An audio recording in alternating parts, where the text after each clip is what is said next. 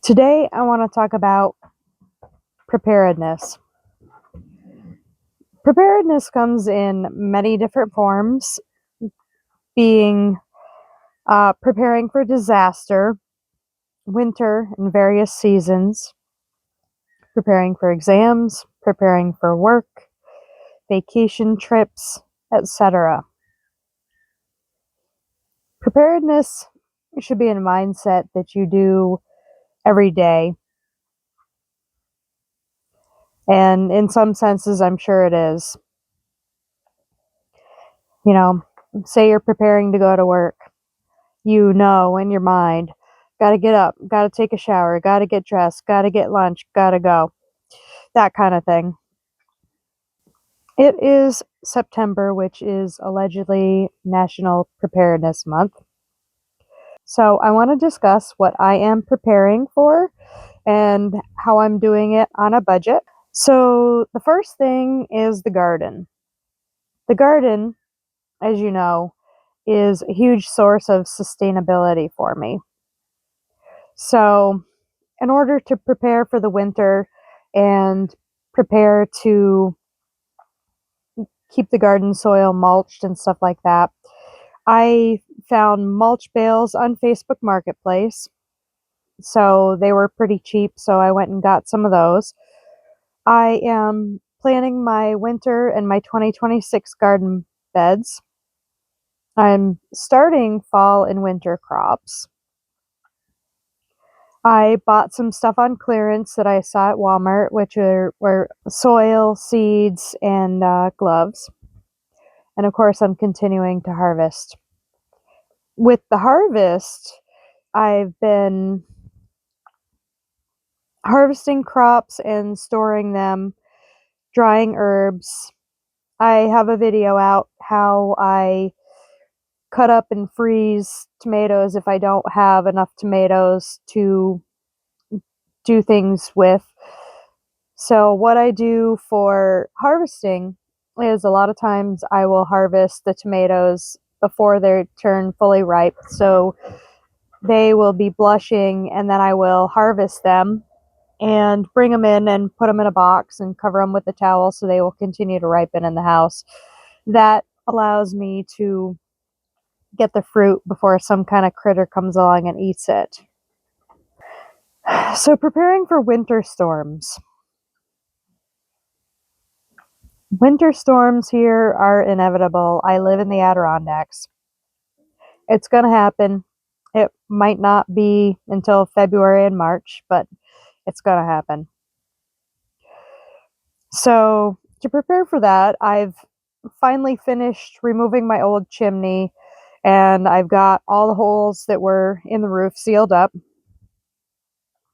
And I used scraps that were around the house. There was some old roofing that was laying around the house. I used that to patch it with.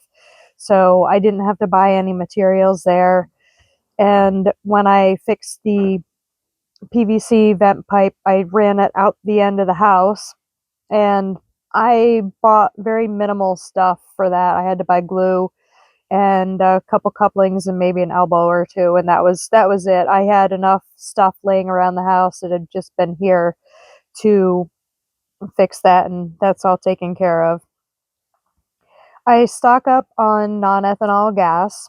I use that for anything that I run around the house, I guess except for my truck. I have a couple extra 5-gallon containers that I use, and when they get empty, I fill them up. So I've got one that I just filled and one that needs to be filled. I make sure that stuff like the generator is full. The generator is full, and I've started it up so that I know it will run good when I go to start it up if there's a power outage. I ordered and received fuel for the boiler so that I have enough to get me hopefully through the winter. I only pretty much use that for hot water in the winter because I have the wood stove. I'm cleaning my furnace room and then scheduling a furnace cleaning so that will run nicely and I won't have any issues with that. And My next winter storm preparedness thing that I need to do is to move the lawnmower under my shed and then start up the snowblower and make sure that it will run. I have prepared for maple season already. I went down and marked my sugar maples, and I found a couple other ones that I hadn't thought about last year. I've got some weeds trimmed around them so that they're easier access for me, even though when I access them it'll be kind of winter. There's still going to be weeds that needed to be cut down. So they're cut down, and I'm cutting down some small trees around them that are blocking them. So they will have plenty of room to expand and grow as the years go on. Another thing that I prepare is for Barlow. He is he is my family. He is just as essential as having a spouse or having a child that you need to prepare for. He is my responsibility, and I don't take that lightly. I need to prepare for him. So, what I do with him is I get his food on auto ship from Chewy. So, every time I have a bag that gets done, I have another bag that I'm ready to open up, and I have another one shipped to me. So, I just had one shipped, and I've used up the prior bag, and I have a new bag that's ready to be opened. So, I always keep an extra bag on hand. I have heard that you should not store dog food for longer than 6 months because the oils in it can go rancid. What I also do is get containers, uh, large store, not too large, but large enough to put a week's worth of dog food in, and they fit in the freezer. So I will store about 4 or 5 weeks worth of dog food in the freezer for him, so that in case something does happen, he's got something. And once in a while, I go through my stores in the freezer and feed those out to him, and then I'll fill them back up. So, another thing to think about with pets is medications. Is your pet on medications, and do you need to order some of those? He gets Heartgard, but I've got plenty of that. I do get his flea and tick stuff on auto ship from Chewy, so I don't really have to worry about that. I guess if a shit hit the fan scenario was to happen, I wouldn't necessarily worry about flea and tick medication for him. I would just you know, pay more attention to him if there was something going on where, you know, there wasn't anything moving anywhere in the country. So some of the other things that I do for him is that he has allergies. Get Benadryl for him, and I also feed him omega-3 fatty acid tablets. I watch for when the local drugstore has a sale, buy one get one free on the vitamins, and I'll go and I'll stock up and I'll buy 2 containers of his omega-3 fatty acid for him and throw one of those in the freezer. And Benadryl, there was some Benadryl at the Family Dollar that was really cheap. The stuff that I get him was $8 for 365 pills. So I got a couple containers of that, and I have that thrown in the freezer. Preparing for uncertainty. This world is extremely uncertain. We have no idea what's going to happen next week. We barely even know what happened last week. Some of the things that I've done to prepare for uncertainty is to stock water. I usually fill water into empty vinegar containers. I like those better than milk jugs. They seem to be made of a material that's a little bit more heavy duty than a milk jug, but they are convenient and easy. I use a lot of vinegar for cleaning, so I've got plenty of those. I have been buying extra shelf stable items when I can, food items. Last time I went to Walmart, I bought a couple extra bags of lentils and a couple extra bags of rice. Figured I would buy a couple extras of those. They weren't very much. It's really not that far out of my budget range to buy, $4 worth of extra stuff. I've always got to remember that I am on a budget, so I try to find things when they're on sale if I can, and buy things that I know I'm going to use. So these items, I know I'm going to use them, and I've got them stored in a way that they will last quite a bit longer than in the bag that they came from. I've also got a bunch of butter, and I threw that in the freezer. I've got those. They store real well in the freezer. I made a get home bag, and I also put up a video of that. So the bag is essentially to um, help me in my vehicle if I have to walk home, or if I have to shelter in place somewhere, or if I have to shelter in place, say, in my vehicle, if it breaks down or something happens on it and I end up having to walk.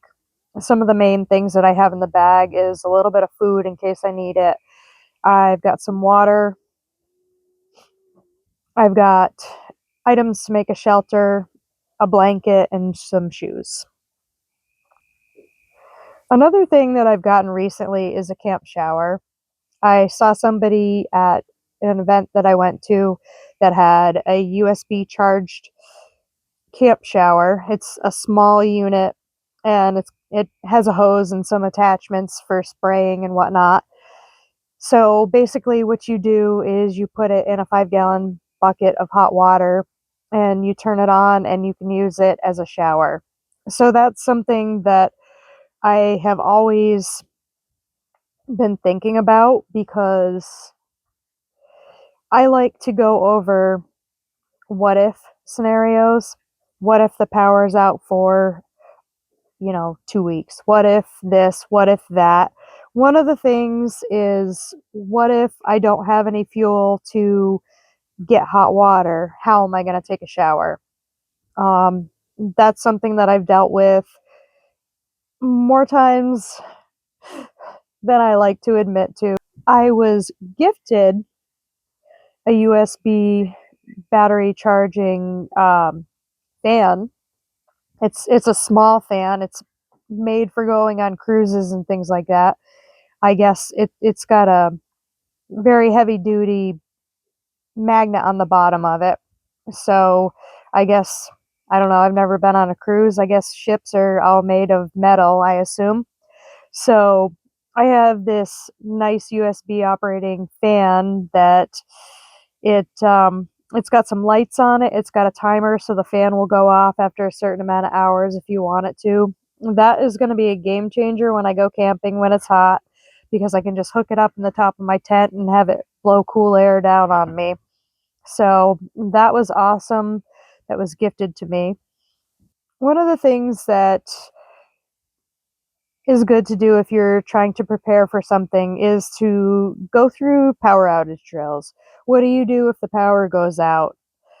How long before you start getting bored? How long before you need a phone or lights or heat? Where I live, the power goes out somewhat frequently. I generally don't run any power outage drills, but it's something that I like to think about, because it happens here, and it's going to happen at least once this winter, if not more. And another thing that I mentioned is going over what if scenarios. I was listening to a podcast recently, and one of the things that they had mentioned was, what if there's no gasoline? And that got me thinking, well, gee, how long can I go if there's no gasoline? And what are we talking about? Are we talking about there's no gasoline here, or maybe the power goes out long enough, or nobody can get gasoline? I think if there was no way for, say, this entire area to get gasoline, that would be something that I have no idea how long my generator will run with the amount of gasoline that I have with it. It's full, and I have 10 gallons of gas right now. I plan on getting another 5-gallon this coming week, How long can I run that on? I don't know. You know, can I have it? I like to use the generator for if I need water, if I need to run the boiler. It also runs the fan in my furnace. So if I don't have power, the fan in my furnace won't run. The wood stove will get hot, but it's only hot in a small area. So that's something that I think the what if there's no gasoline kind of is one of the things that scares me the most. One of the things that I had mentioned earlier was being prepared and being prepared on a budget. So I know that's not easy. Most of the time, I live paycheck to paycheck. Uh, I know what my budget's going to be for the next month. I know that October, I'm going to get 3 paychecks, which is why it was a good time to buy myself fuel, get a couple extra things. When I do prepare and buy some things at the store, it's usually not a large amount of extra money. I try to get things on clearance. I also try to look at when there's sales, such as what I had mentioned with getting Barlow's omega-3 fatty acid tablet. It is possible to be prepared on a budget. It may take longer. Are there things that I would love to buy? Absolutely. I would love to just go crazy and buy all kinds of things. But the thing is with preparedness, sometimes it's got to be one day at a time. It can get overwhelming if you try to do too many things at once. Thank you for hanging out with me today. Let me know in the comments down below what you guys are doing for preparedness. Have I overlooked some things? Are there some other things that you guys would suggest? Again, my name is Jen, and this is Views from My Backyard.